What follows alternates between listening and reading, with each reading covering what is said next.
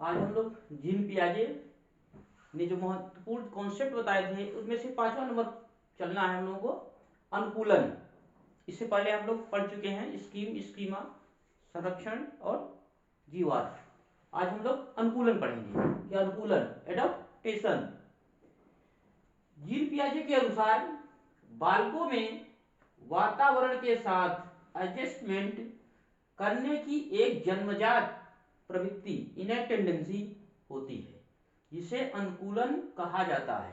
अनुकूलन किसे कहा जाता है कि मतलब बालक के अंदर एक जन्मजात प्रवृत्ति होती है अनुकूलन करने की, उसी को अनुकूलन कहा जाता है। एक टेंडेंसी होती है, प्रवृत्ति होती है, जन्मजात होती है जो है, उसे वातावरण में छोटे से बच्चे को रख दो, वो अपने आप को एडजस्टमेंट करने का प्रयास करता है, उसी को उन्होंने अनुकूलन कहा, एडेप्टेशन। पियाजे के अनुसार बालकों में वातावरण के साथ एडजस्टमेंट करने की एक जन्मजात प्रवृत्ति होती है, जिसे अनुकूलन कहा जाता है। इसीलिए पियाजे मानते हैं कि बच्चे के अंदर जन्मजात प्रवृत्ति होती है, ज्ञान का स्वयं विकास करता है।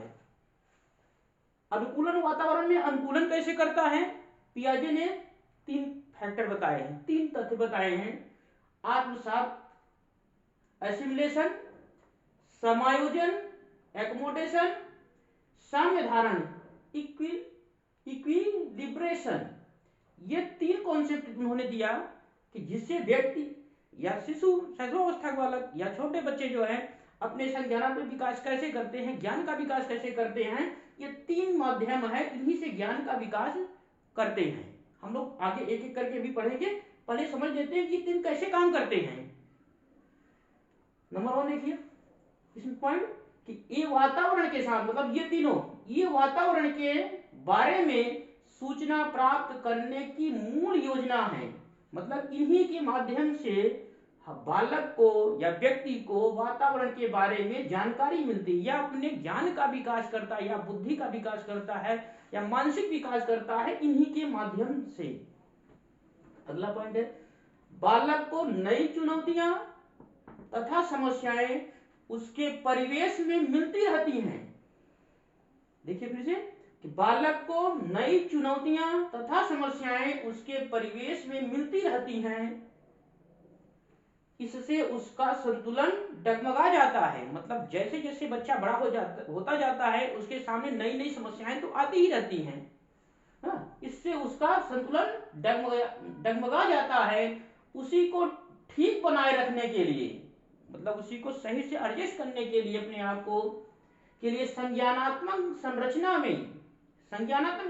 में मतलब उसके पूर्व ज्ञान जो है, या पूर्व ज्ञान को या आप स्कीमा या स्कीम भी कह सकते हैं, कि संज्ञानात्मक संरचना में बदलाव तथा सुधार लाने की प्रक्रिया इनके माध्यम से, इनके ये तीनों जो है इनके माध्यम से चलती रहती है। मतलब इनके माध्यम से जो है चलती रहती है, और बालक का संज्ञानात्मक विकास आगे बढ़ता रहता है। यानी कि जो है ये मेन 3 है, इन्हीं के माध्यम से बच्चा अपने ज्ञान का विकास करता रहता है, और यही जो है संज्ञानात्मक विकास कहलाता है जीन पियाजे के अकॉर्डिंग।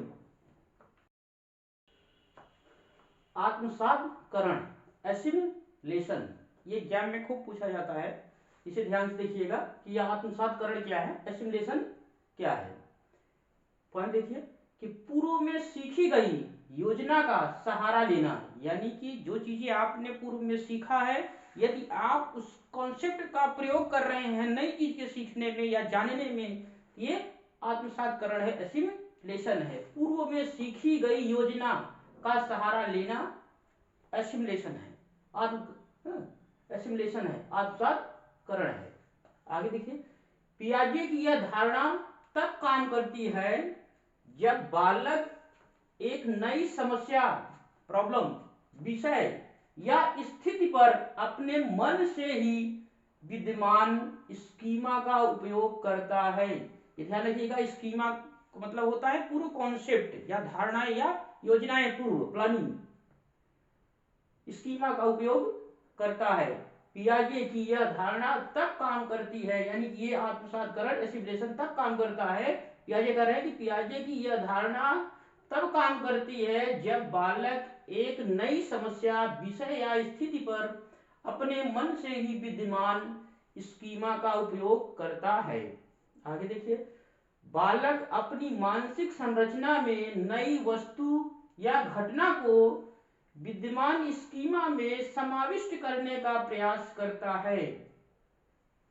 जैसे यदि शिशु किसी वस्तु को उठाकर अपने मुंह में रख लेता है तो यह एक आत्मसातकरण यानी एसिमिलेशन, तो यह एक आत्मसातकरण का उदाहरण होगा। एक एग्जाम्पल देख लीजिए यहाँ पर से कि यदि शिशु किसी वस्तु को उठाकर अपने मुंह में रख लेता है तो यह एक आत्मसातकरण का उदाहरण होगा, क्योंकि वह वस्तु को एक परिचित क्रिया अर्थात खाने की क्रिया से आत्मसात कर रहा है। जैसे भविष्य में आप देखे होंगे जो है छोटे बच्चे जो है कोई भी चीज आप उसके सामने रख दीजिए तो ऐसा जानता है कि ये खाना है हमें और तुरंत मुंह में खाने का प्रयास करता है। जैसे मान लीजिए उदाहरण और कि आप मार्केट कहीं जा रहे हैं, कहीं गए हैं किताब खरीदने, तो आप किताब या 2-3 किताबें लिया आपने, झोले में तुरंत भर करके चलना स्टार्ट कर देते हैं। ये क्या है कि आप जानते हैं कि झोला की किस लिए हमने लिया है, किताब भरने के लिए। उसी तरह छोटा सा बच्चा वो जानता है कि हमने जो है ये हमारे सामने जो वस्तु रखी है उसे तुरंत खाना है, क्योंकि वो जनरल प्रवृत्ति होती है बच्चे की खाने की, तो वो खाने लगेगा उसी चीज को या तो मुंह में डालने लगेगा जो है। इसी यही है आत्मसातकरण, यानी कि पूर्व चीजों का अपने नई वस्तु में नई ज्ञान में इस्तेमाल करना ही आत्मसातकरण है, यानी पूर्व ज्ञान का उपयोग करना नई चीजों को जो है धारण करने में। तो ये एसिमिलेशन है। जैसे आप मान लीजिए हम ही आप हैं, सेव सामने आ जाएगा तुरंत जो है खाना स्टार्ट कर देंगे, यानी कि हम ये जानते हैं कि सेव खाई जाती है तो हम तुरंत खाना स्टार्ट कर देते हैं। इसका मतलब ये आत्मसातकरण का हम प्रयोग कर रहे हैं पियाजे के हिसाब से। अगला है समायोजन, एकोमोडेशन। पियाजे ने इसका क्या अर्थ बताया है, उन्होंने कहा कि इसका अर्थ है नए विचारों या वस्तुओं को समायोजित करने के लिए विद्यमान स्कीमा में परिवर्तन, यानी कि कोई नए विचार नई वस्तु जो है आपके सामने आ गए हैं, यदि आप उसमें एडजस्टमेंट करना चाहते हो तो पुराने ज्ञान में या कॉन्सेप्ट में आपको संशोधन करना है, तभी आपको वो एडजस्टमेंट कर पाएंगे या आपको जानकारी मिल पाएगी। अगला इन्होंने कहा कि यह तब होता है जब पुरानी स्कीमा, देखिए पुरानी स्कीमा मतलब पूर्व ज्ञान काम नहीं करता। इन्होंने कहा कि समायोजन जो है ये एकोमोडेशन कब होता है, जब हमारी पुरानी स्कीमा या पुराने ज्ञान काम नहीं करते हैं तो हम नए ज्ञान का सृजन करते हैं, यानी एकोमोडेशन करते हैं, नए तरीके से करते हैं। देखिए कि ऐसी स्थिति में बालक अपनी योजना, संप्रत्यय, कॉन्सेप्ट या व्यवहार में परिवर्तन लाता है ताकि वह नए वातावरण के साथ अनुकूलन कर सके। पियाजे कह रहे हैं कि समायोजन कैसे करेगा, एकोमोडेशन कैसे करेगा वो, कि अगर पुरानी चीजें जो है अगर काम नहीं कर रही समस्या के समाधान में जो है तो नए ज्ञान का बालक सृजन करता है, यानी कि पूर्व ज्ञान में परिवर्तन लाता है। जब परिवर्तन लाता है तो ये प्रक्रिया क्या है, एकोमोडेशन है। देखिए कैसे उदाहरण दिया है इसमें, यदि कोई बालक यह जानता है कि कुत्ता क्या होता है, परंतु एक बिल्ली को देखकर जब वह अपने मानसिक संप्रत्यय में परिवर्तन कर बिल्ली की अलग कुछ विशेषताओं पर गौर करता है तो यह समायोजन का उदाहरण है, एकोमोडेशन का एग्जाम्पल है। अगर कोई बालक जो है कुत्ता को जानता है कि ये कुत्ता कुत्ता होता है, अगर उसके सामने कोई बिल्ली आ जाती है तो वो कुत्ते की और बिल्ली की विशेषताओं को देख करके जो है अंदाजा लगाता है कि कुत्ते की अलग विशेषता होती है, बिल्ली की अलग विशेषता होती है। ये एकोमोडेशन प्रक्रिया कहलाती है। जैसे एक और उदाहरण देखिए जो है, आप देखे हो कि छोटा बच्चा है, आप उसके सामने कोई भी चीजें रख देंगे वो तुरंत उठाएगा और मुंह में खाएगा, वो जानता है भैया ये चीज जो है खरा है, तुरंत खाएगा। अगर आप बालक के सामने जो है कोई बड़ी सी गेंद आप रख दीजिए, ना तो वो पकड़ पाएगा, हाथ में उठा पाएगा और ना मुंह में खाएगा, यानी अब देखिए वो अपने पूर्व ज्ञान का इस्तेमाल करता, अगर छोटी सी होती तो हाथ में उठाता, मुंह में तुरंत भर लेता जो है। लेकिन अब देखिए बड़ी सी गेंद अगर उसके सामने है, अब ना तो हाथ से उठा पकड़ में आ रही है, ना तो वो मुंह से खा पा रहा है, अब देखिए ये नए ज्ञान का सृजन करता है, यानी अपने पुराना जो ज्ञान है उसमें संशोधन कर रहा है। और ये संशोधन की प्रक्रिया एकमोडेशन के माध्यम से होती है, यानी कि पुरानी ज्ञान में, पुराने स्कीमा में संशोधन करना ही एकमोडेशन कहलाता है। जैसे आप मार्केट में गए होंगे किताबें खरीदने, एक झोला डेली हमेशा लेके जाते हैं, वही झोला किताबें खरीदने के लिए। मान लीजिए उस झोले में 3 किताबें आती हैं, तो आप तो गए होंगे 3 किताबें, भाई पर इससे पहले यही अंदाजा था कि 3 किताबें जो है हम खरीद देते हैं और ये झोले के लिए पर्याप्त है। अब आप किताब जो गए खरीदने, वहां पे किताबें कभी 3 किताबें 4 किताबें मतलब मोटी किताबें हो गई। अब आप उस झोले में जो है फिर सेट कर रहे नहीं आ रही हैं। आप देखे होंगे कभी कभी हम लोग किताबों को उल्टा सेट कर देते हैं कि झोले में अगर ऐसी साइड से नहीं आ रही किताब, तो हम लोग इस तरह से किताबों को भरते हैं तो किताब झोले में आ जाती है। या कभी देखिए कोई भी सामान हम लोग खरीदते हैं, जानते हैं कि ऐसे भर दो आ जाएगी झोले में या बोरी में आ जाएगी इस तरह से, लेकिन कभी कभी हम लोग उल्टा घुमा फिरा करके इधर उधर चेंज करते हैं।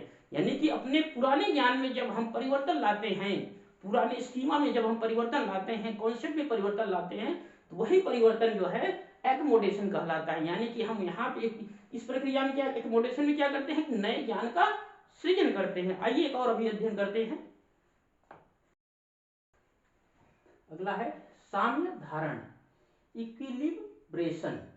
साम्य धारण ये भी एग्जाम में काफी पूछा जाता है। इसका मतलब होता है बैलेंस या संतुलन। ये बैलेंस या संतुलन किसमें करता है, एसिमिलेशन एंड एक्मोडेशन के बीच की प्रक्रिया साम्य धारण कहलाती है।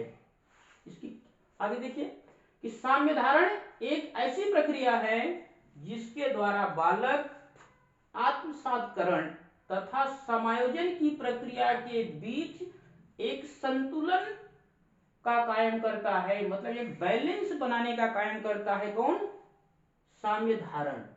ये एसिमिलेशन एंड एक्मोडेशन के बीच में ये बैलेंस बनाता है, या आप कह सकते हैं कि ये समस्याओं को क्रिएट करता है, ये उत्प्रेरक का काम करता है, अभिप्रेरक का काम करता है इन दोनों के बीच में। इससे बच्चा समस्या समाधान करते हुए ज्ञान की प्राप्ति करता है।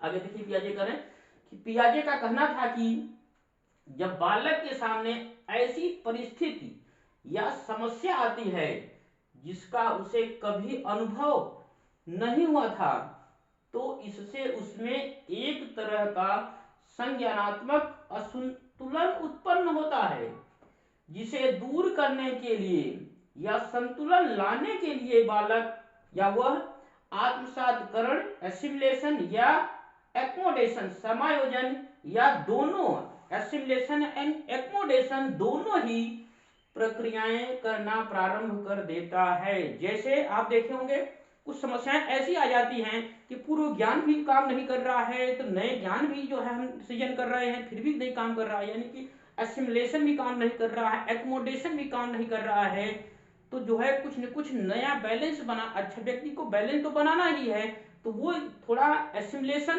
थोड़ा एक्मोडेशन में संशोधन करने का प्रयास करता है, तब जाकर के वो समस्या का समाधान करता है। यही ये इक्विलिब्रेशन है या साम्य धारण है। इन दोनों के बीच में बैलेंस यही काम करता है, या आप कह सकते हैं कि इससे जो है ये बच्चे को मोटिवेशन देने का काम करता है। फिर एसिमिलेशन और एक्मोडेशन के माध्यम से व्यक्ति या बालक अपने वातावरण में एडजस्टमेंट करता है। जैसे आप देखे होंगे पहला था एसिमिलेशन। एसिमिलेशन का मतलब था कि पूर्व ज्ञान या स्कीमा को एसिमिलेशन करते हैं। एक्मोडेशन क्या है कि जब बालक पूर्व ज्ञान में संशोधन करता है और नए ज्ञान का सृजन करता है, तो वह एक्मोडेशन कहलाता है। साम्य धारण क्या है, इक्विलिब्रेशन क्या है, इन दोनों में एसिमिलेशन और एक्मोडेशन के बीच की प्रक्रिया ही साम्य धारण कहलाती है। उम्मीद है जानकारी आप लोगों को पसंद आई होगी।